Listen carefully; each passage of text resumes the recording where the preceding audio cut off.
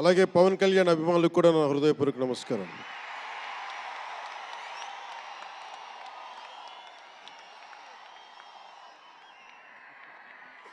ఎలా చెప్పాలో నాకు తెలియదు.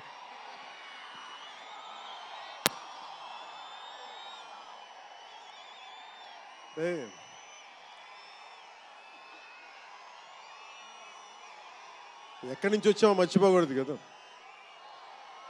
రఘుపతి వెంకయ్య నాయుడు గారిని మర్చిపోలేం, ఒక దాదాసాహెబ్ ఫాల్కేని మర్చిపోలేం, ఒక రాజ్ కపూర్ని మర్చిపోలేం, సత్యజిత్ని మర్చిపోలేం, షోలే తీసిన సిప్పిల్ని మర్చిపోలేం, తెలుగు సినిమాలని ఖ్యాతి నిలబెట్టిన నాగిరెడ్డి గారిని మర్చిపోలేం, బిఎన్ రెడ్డి గారిని మర్చిపోలేం, గోడవల్లి రామబ్రహ్మం గారిని మర్చిపోలేం. ఈ రోజున ఇంతమంది వేదిక పైన శంకర్ గారు లాంటి నిష్ణాతులు మహానుభావులు ఉన్నారు అంటే, సూర్య గారు లాంటి నటుడు దర్శకులు ఉన్నారంటే మేము మూలాలు మర్చిపోకూడదు. తెలుగు చిత్ర పరిశ్రమ పెద్దలందరికీ గుర్తు చేసుకుంటూ, తెలుగు జాతికి పేరు తెచ్చిన ఎన్టీ రామారావు గారికి మనస్ఫూర్తిగా ఆయనని గుండె లోతుల్లోంచి ఆయనకి స్మరించుకుంటూ, అలాగే పవన్ కళ్యాణ్ ఉన్నా, రామ్ చరణ్ ఉన్నా, ఏ హీరోలు ఉన్నా కానీ దానికి మూలం మెగాస్టార్ చిరంజీవి గారు. మీరందరూ గేమ్ చేంజర్ అనొచ్చు, ఓజీ అనొచ్చు. ఆ మూలాలు ఎక్కడో మారుమూల ఒక చిన్న పల్లెటూరులో, కుగ్రామంలో, మొగల్తూరు అనే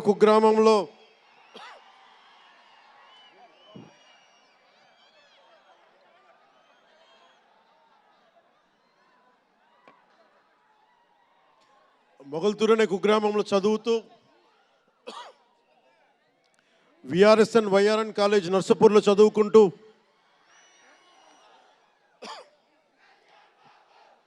ఇవన్నీ ఇలాంటిదే మీరు అనాలంటే ఆద్యుడు ఆయనే. మీరు ఈరోజు కళ్యాణ్ బాబు అనండి, ఓజీ అనండి, డిప్యూటీ సీఎం అనండి, ఏదన్నా ఆయనే ఆద్యులు. నేను మూలాలు మర్చిపోను. నేను ఎప్పుడు రఘుపతి వెంకయ్య నాయుడు గారిని మర్చిపోం, దాదాసాహెబ్ ఫాల్కే అవార్డు గ్రహీతను దాదాసాహెబ్ ఫాల్కే గారిని మర్చిపోం. మూలాలు మనం ఎప్పుడు మర్చిపోం. అలాగే మేమందరం రామారావు గారిని మర్చిపోలేం. ఇంతమంది తెలుగు చిత్ర పరిశ్రమ ఇక్కడ కదిలింది, వచ్చింది అంటే దాని స్ఫూర్తి ఒక అక్కినే నాగేశ్వరరావు గారు, రామారావు గారు, గట్టమనేని కృష్ణ గారు, ఒక శోభన్ బాబు గారు, ఎంతోమంది నిష్ణాతులు పెద్దలు తెలుగు చిత్ర పరిశ్రమ కోసం శక్తియుక్తులు ధారపోసిన వారు.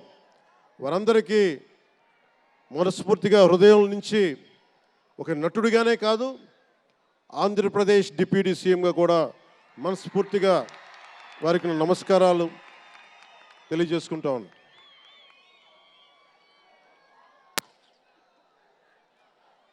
ఈ రోజున ఈ వేదికకి ఇంత బలంగా తెలుగు చిత్ర ఒక ఫిలిం ఓపెనింగ్ ఇక్కడ, ఒక సినిమా ఫంక్షన్ ఇక్కడ చేసుకోగలిగామంటే కూటమి ప్రభుత్వం, అనుభవజ్ఞుడైన నాయకులు శ్రీ నారా చంద్రబాబు నాయుడు గారు, గౌరవ ముఖ్యమంత్రి శ్రీ నారా చంద్రబాబు నాయుడు గారు, ఆయన ఆశీస్సులు, ఆయన సహకారం, ఆయన నిరంతర మద్దతు ఈ రోజున ఇక్కడ ఇంత అద్భుతమైన సభ జరుపుకోగలుగుతున్నామంటే గౌరవ ముఖ్యమంత్రి గారికి ప్రత్యేకించి రాజమండ్రి హృదయం నుంచి ఆయనకి నా కృతజ్ఞతలు తెలుపుకుంటా ఉన్నాను.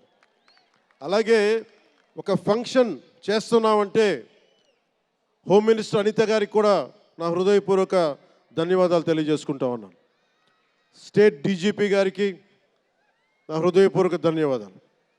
జిల్లా ఎస్పీ గారికి, జిల్లా అధికార యంత్రాంగానికి, జిల్లా కలెక్టర్ గారికి, ప్రతి ఒక్కరికి పేరు పేరున గత 2 రోజులుగా 4 రోజులుగా కష్టపడి మన పర్మిషన్స్ అన్నీ ఇచ్చి ఈ సభని విజయవంతం చేసే నేపథ్యంలో కష్టపడిన ప్రతి ఒక్క అధికారులందరికీ కూడా ప్రత్యేకించి ధన్యవాదాలు. అలాగే వేదిక పైన ఉన్న శ్రీ కందులు దుర్గేష్ గారికి, గౌరవ మంత్రివర్యులు పిడుగు హరిప్రసాద్ గారు, ఎమ్మెల్సీ, మమ్మల్ని ఇన్ని రకాలుగా ఆయన, మీకు తెలుసు కదా గోరట్ల బుచ్చి చౌదరి గారి గురించి,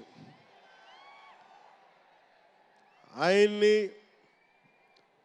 పట్టు విడవరు ఆయన, మనం వదలాల్సిందే పట్టు. అలాంటి గోరంట్ల బుచ్చయ్య చౌదరి గారికి మనస్ఫూర్తిగా నా హృదయపూర్వక నమస్కారాలు. అలాగే యువరక్తంతో రాజమండ్రి రాజకీయాల్లో ప్రజలకి నిరంతరం సేవ చేద్దామని చేస్తే ఆదిరెడ్డి వాసు గారికి నా హృదయపూర్వక నమస్కారాలు. అలాగే నిరంతరం గత పాలనలో ఒత్తిళ్లు ఎదుర్కొని బలంగా నిలబడ్డ రాజనగరం ఎమ్మెల్యే శ్రీ బత్తుల బలరామకృష్ణ గారికి,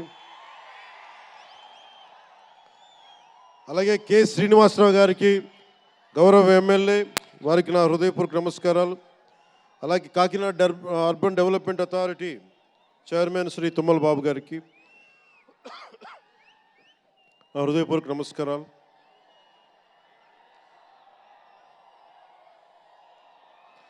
అలాగే నటులు శ్రీకాంత్ గారికి, పృథ్వీ గారికి, నవీన్ చంద్ర గారికి, ఇదేంటిది రచ్చ రవియా,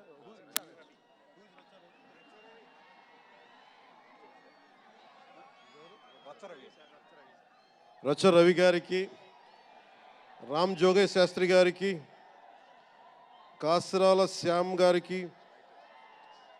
అనంత్ శ్రీరామ్ గారికి, బుర్రా సాయి మాధవ్ గారికి, ఇక్కడ ఉన్న అంజలి గారికి, అలాగే మ్యూజిక్ డైరెక్టర్ తమన్ గారికి,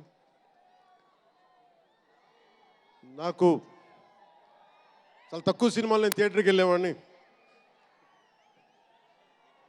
మన శంకర్ గారు తీసిన సినిమా చెన్నైలో, తమిళ్లో జెంటిల్మెన్ సినిమా, నేను టికెట్ కొనుక్కొని థియేటర్కి వెళ్ళి, ఆ రోజు నేను ఇంకా యాక్టర్ కూడా అవుతాను, అసలు రాజకీయాలు పక్కన పెట్టి యాక్టర్ అవుతానో లేదో అనే ఆలోచనలో ఉన్నప్పుడు ఆయన సినిమాని నేను కూడా టికెట్ కొనుక్కొని బ్లాక్లో ఆయన సినిమాకి వెళ్ళాను, శంకర్ గారి జెంటిల్మెన్ సినిమాకి.